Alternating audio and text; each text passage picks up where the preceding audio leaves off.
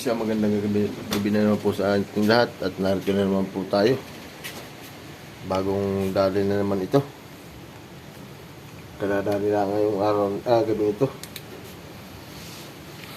Bayan po mayroon tayong huling tapos po yan. Sariwa po yan.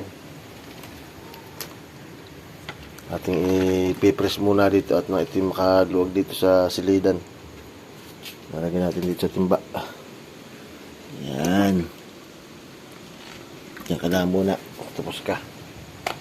Yan po, tapos na yan. Ang tawag po namin dito ay, kung tawagin po dito sa amin, yan ay manala. Ito naman po yung mga nadali na isda.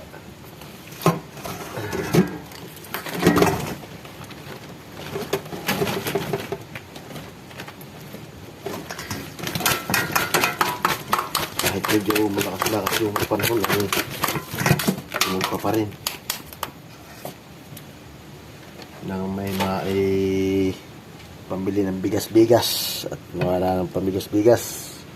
Malakas yung panahon. Yan po, midyad ang tawag niya sa amin. Saka isang maliit na cuttlefish. Yan, isang maliit na cuttlefish ang tawag dito sa amin ay kulambutan. Yan po yung mga nadali natin ngayong gabi. Malakas na yung panahon at may dadating na naman bagyo. Hindi na nagsawa yung mga bagyong iyan sa atin. Yan po medyo maliliit na ito, nangangarito isda. Yan. Makakabinta naman tayo na yan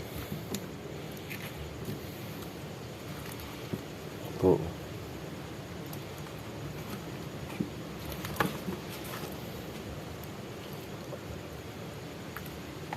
Shout out po sa ating mga followers at mga viewers at saka sa mga non-followers na nakakakita ng ating mga videos. Patuloy lang po sana ninyo suportahan yung ating mga videos. Like, share, and comment na lang po kayo.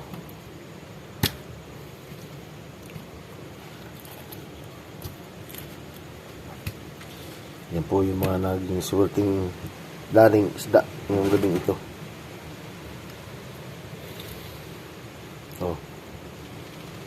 Ito yung matabang isda.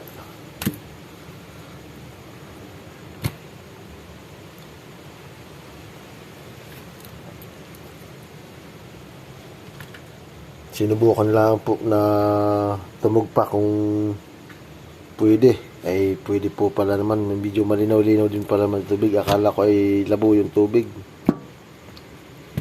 Ay sinubukan po na tumugpa. Ay ito yung naging swerte yung gabing ito. Yan po. May pambili-bili na ng mga bigas-bigas, mga hinlog. Ayan po. May binta din tayo dito isang octopus. Natin octopus na isa. Saka ito, magtitira lang siguro dito ng mauulam. Bibinta na rin itong iba.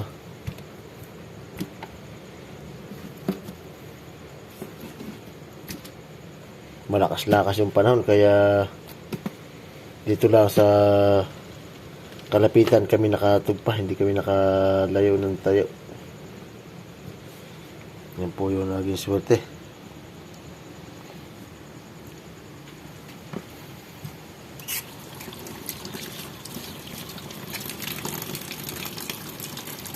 Hanggang dito na naman po. At marami pong salamat ulit sa inyong panonood sa mga videos na pinagagawa ko. Marami pong salamat.